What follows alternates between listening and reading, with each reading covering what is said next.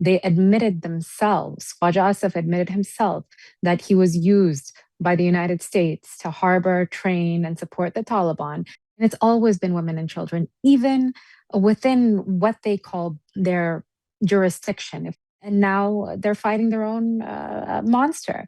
I mean, they're the ones who've created this proxy. They're the ones who's made a business out of terrorism. It's incredibly heartbreaking, but they're the problem in the area. They're the cancer in the region. Thank you for joining us. I want to begin by asking you your views on the current border clashes between Pakistan and Afghanistan. Pakistan at this point declared an open war and conducted airstrike last night that we saw. What do you make of the entire situation, ma'am? Well, it's incredibly heartbreaking when we see videos and pictures and testimonials of families who are losing their entire family in one attack.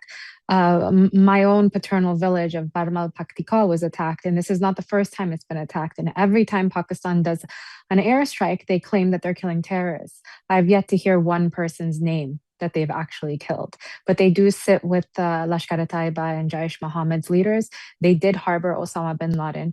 They admitted themselves, Khwaja Asif admitted himself that he was used by the United States to harbor, train, and support the Taliban.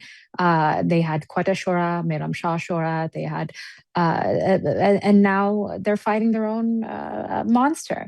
I mean, they're the ones who've created this proxy. They're the ones who's made a business out of terrorism, who are the foundation of Pakistan as a state is based off of destabilizing the region. So they're to blame for all of this. It's incredibly heartbreaking, but they're the problem in the area. They're the cancer in the region.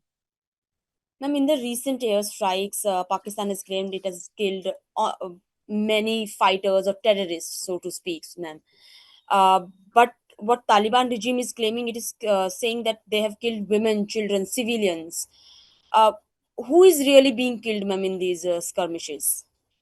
It's women and children. We see the pictures, we see the videos, and it's always been women and children, even within what they call their jurisdiction. If we look at Baluchistan and we look at Khyber Pakhtunkhwa, who are they killing? They're killing civilians. Who's in jail right now? It's Mahrang Baluch in Baluchistan. It's Ali Wazir. These are the people who they're jailing while they're still connected with people like Osama bin Laden. They've created TTP.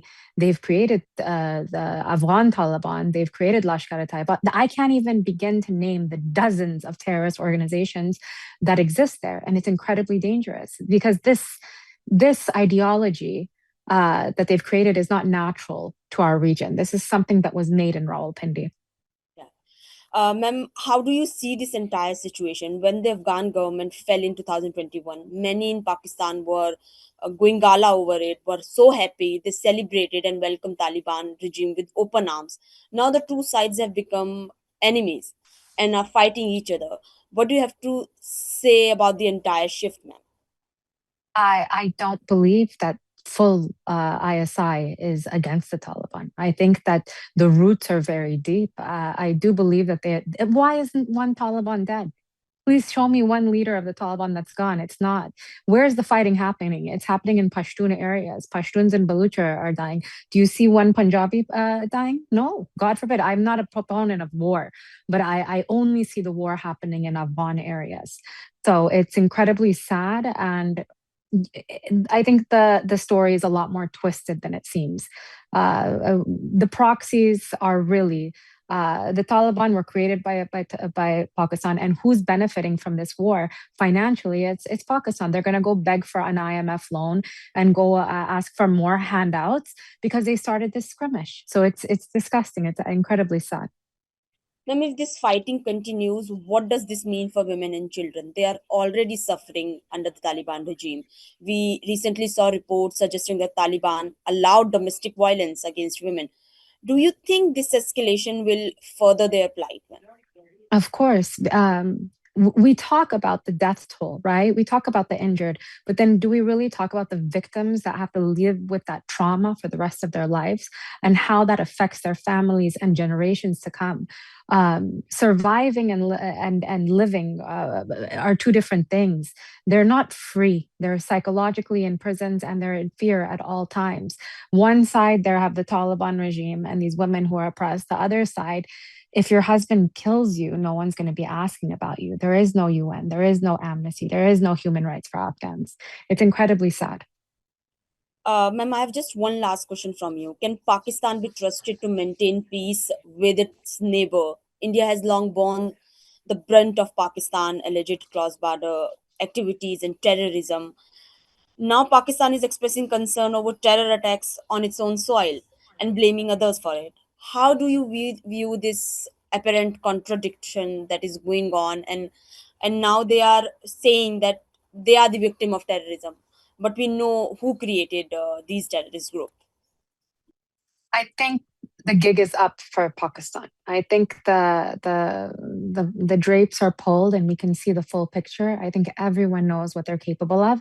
What Pakistan likes to do is they like to create troll accounts online. They like to manipulate the media. They like to act like they won. They like to show big numbers, which are not true. It's not a democracy in that country. It's a dictatorship, a military dictatorship, and that we know exactly what it is. Now, there are people who have made a business out of war, and those people are the generals in Rawalpindi. But the people in India, the people in Afghanistan, the people who truly want peace and prosperity in our region, somewhere where our entire region can prosper and be proud of it, we need to work together. The good people of India, the women of India, the women of Afghanistan, we need to get together and we need to make our region into something we can be proud of, not sitting there talking about terrorism. That's not who we are. Our women had rights before anyone in the West did. I mean, we had the right to vote. We had the right for land. We had the right for so many things before American and European women did. American and European women recently got these rights, and they could lose it any day. But our women had so much, and due to politics and war, this dirty game, it's been ripped away. But I don't count on the UN. I don't count on other countries, but I do count on the women of the world, and especially in India, because I think we can be the bridges to peace. Ma'am, you mentioned, I just want to ask you another question. You just mentioned that you count on India. What can India do in this situation? What are your expectations from India, ma'am?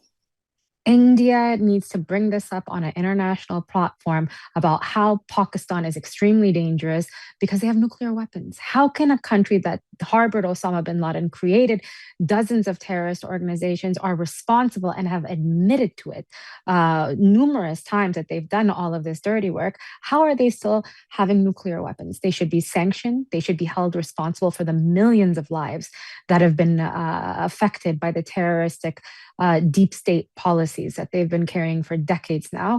They should be held accountable and they should be denuclearized immediately. And that India can do. India is strong enough to do that. Thank you so much, ma'am, for joining us and speaking with us. Thank you for having me. Thank you,